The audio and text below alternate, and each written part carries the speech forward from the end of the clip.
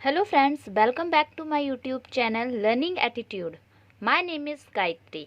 इस वीडियो में हम डिस्कस करेंगे divergent thinking and convergent thinking के बारे में, जो कि हमारा डाइवर्जेंट थिंकिंग अपसारी चिंतन और कन्वर्जेंट थिंकिंग को अभिसारी चिंतन कहते हैं. ठीक है, जानेंगे इनके मीनिंग्स के बारे में, इन दोनों में क्या डिफरेंस है, कौन सा इनमें से बेस्ट है. इन सभी क्वेश्चंस के बारे में हम आज इस वीडियो में डिस्कस करने वाले हैं, जो कि हमारा बहुत ही रिलेवेंट टॉपिक है सभी टीचिंग एग्ज़ाम्स के लिए.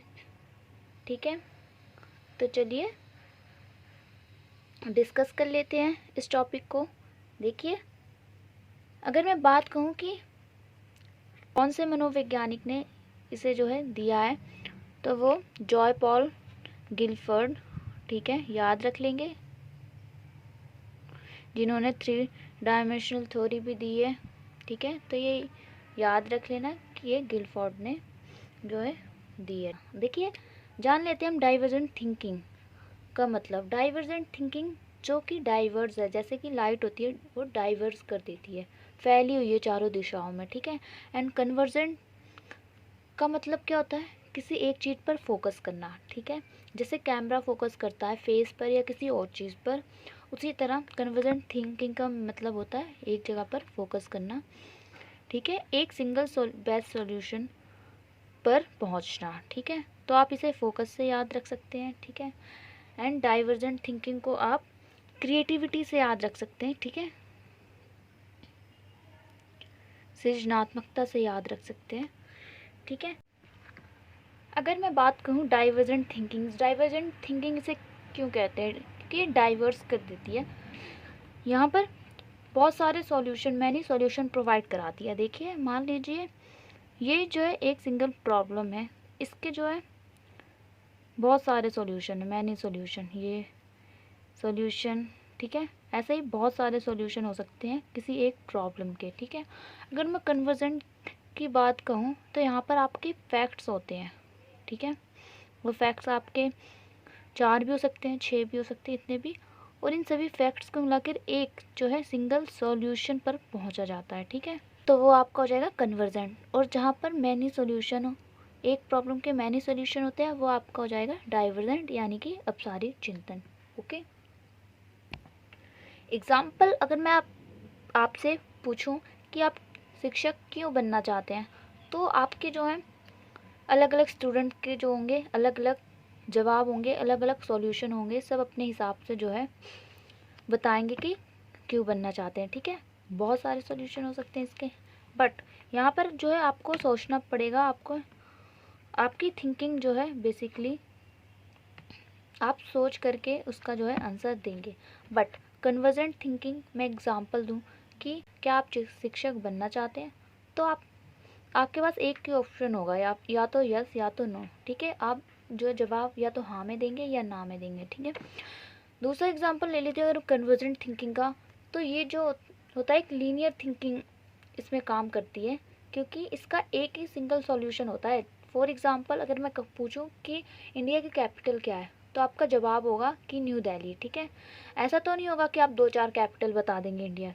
ठीक है, ये जो है लीनियर थिंकिंग पर काम करता है. ठीक है, और इसमें जो है क्रिएटिविटी होती है, सृजनात्मकता होती है. डाइवर्जेंट थिंकिंग में क्रिएटिव होता है. ये ज़रूरी नहीं है कि सृजनात्मक जो हाई आईक्यू लेवल के जो स्टूडेंट है वो क्रिएटिव ही होंगे, तो ये कंपल्सरी नहीं है. ठीक है, ठीक है, अब देखिए यहाँ पर जो है इमेजिनेशन, कल्पनाशीलता की जहाँ बात आ जाए, तो वो हमारा किससे रिलेटेड हो जाएगा, अपसारी चिंतन से. ठीक है, जहाँ पर ऑब्जेक्टिव टाइप क्वेश्चन होते हैं, एग्जांपल ले लेती हूँ, जैसे कि आपके कॉम्पिटिटिव एग्ज़ाम होते हैं, जैसे कि आपका टीचर्स का एग्ज़ाम होता है एंड अदर गवर्नमेंट जो भी कॉम्पिटिटिव एग्ज़ाम होते हैं, उसमें जो है आपको 4 ऑब्जेक्टिव दे दिए जाते हैं. ठीक है, 4 ऑप्शन दे दिए जाते हैं, उन 4 ऑप्शन में से आपको जो है एक सॉल्यूशन हो. ठीक है, अगर मैं बात कहूँ इनमें से बेस्ट कौन सी है, ठीक है, तो वो हमारी अपसारी थिंकिंग होगी. वैसे तो जो है दोनों ही बेस्ट है, दोनों को मर्ज करके ही जो हम चलते हैं. अगर मैं बात कहूँ, पहले हम किसी एक प्रॉब्लम के, हमारे पास बहुत सारे सॉल्यूशन होते हैं, फिर उन सॉल्यूशन को मिलाकर हम एक जो है सॉल्यूशन को चूज़ करते हैं तो वो हमारी कन्वर्जेंट थिंकिंग में आ जाती है। ठीक है, इन दोनों को मर्ज लेकर हम जो है चलते हैं। ठीक है, दोनों ही आपस में जुड़ी हुई हैं, मर्ज हैं। लेकिन अगर मैं वैसे बात कहूँ कि अगर आपसे बेस्ट पूछी जाए तो वो आपकी डाइवर्जेंट थिंकिंग कहलाएगी, अपसारी चिंतन। ठीक है, अगर बच्चों में जो है कौन सी थिंकिंग डेवलप करनी चाहिए, वो है अपसारी चिंतन, डाइवर्जेंट थिंकिंग का मौका दिया जाना चाहिए बच्चों को क्रिएटिविटी, ताकि वो क्रिएटिविटी बने, उनमें इमेजिनेशन, कल्पनाशीलता का विकास हो। ठीक है,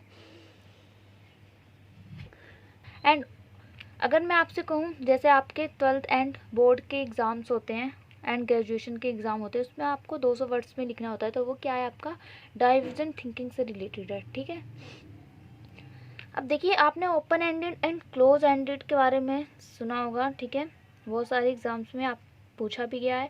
देखिए, ओपन एंडेड का मतलब होता है कि जिसके बहुत सारे सॉल्यूशन हो किसी प्रॉब्लम के। ठीक है, जहाँ पर क्यों, कैसे आदि जैसे क्वेश्चंस होते हैं आपसे पूछ लिए जाएं, open ended. And close ended की अगर मैं बात कहूँ, यहाँ पर एक ही जो है सिंगल बेस्ट सॉल्यूशन होगा। ठीक है, जैसे कि आपकी जीके हो गई।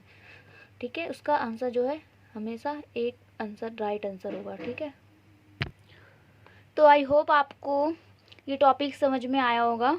जब भी आपको सोचने का मौका मिले, इमेजिन करने का मौका मिले, या ब्रेनस्टॉर्मिंग, आइडियाज़ की बारिश, ठीक है, जिसे कहते हैं, करने का मौका मिले, तो वहाँ पर क्या होगी, डाइवर्जेंट थिंकिंग होगी। एंड कन्वर्जेंट थिंकिंग में आपकी इंटेलिजेंट यूज़ होती है, आपकी बुद्धि का यूज़ होता है। ठीक है, तो जहाँ पर आपकी इंटेलिजेंस की बात हो वहाँ पर कन्वर्जेंट थिंकिंग हो। स्पीड, एक्यूरेसी, लॉजिक की जहाँ पर बात हो तो वो आपकी कन्वर्जेंट थिंकिंग कहलाएगी। ठीक है, आपकी इंटेलिजेंस की बात हो तो वो आपकी जो है कन्वर्जेंट थिंकिंग कहलाएगी। सिंगल सॉल्यूशन की बात हो, क्लोज एंडेड, तो वो आपका कन्वर्जेंट थिंकिंग में आएगा। ठीक है,